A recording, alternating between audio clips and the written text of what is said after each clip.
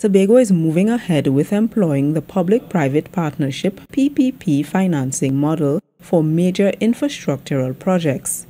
A recent workshop facilitated by the Inter-American Development Bank (IDB) will make the THA's use of the PPP financing more efficient.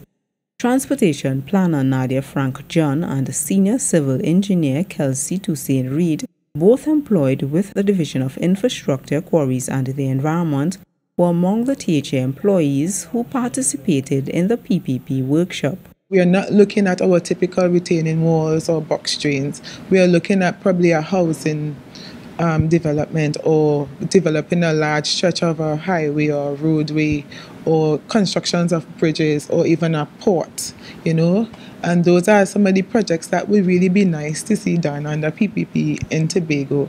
Because with PPP, what it brings is the innovation of the private sector with the incentives of the public sector. So in the end, the citizens benefit. It also helps us to maintain the asset once it is developed. It helps us to maintain the asset in a kind of way that we have some longevity. The PPP model allows the public sector to finance large projects through an arrangement with a private sector company or companies. These projects are typically completed within a strict timeline, and payment is linked to performance. So this financing avenue puts less strain on the THA's budget. Nadia says the workshop explained how to evaluate the viability of projects.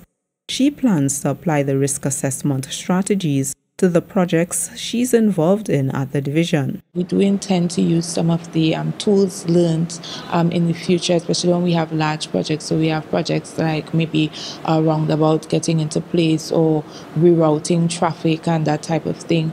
We have situations like the Shore Park intersection where the Scarborough Secondary School is, and we're looking to find a way to alleviate the traffic congestion at that intersection. So as we're evaluating the options that are placed before us, how do we mitigate against the risk? The workshop sought to prioritize projects based on their socio-economic impact, commercial probability, and environmental feasibility.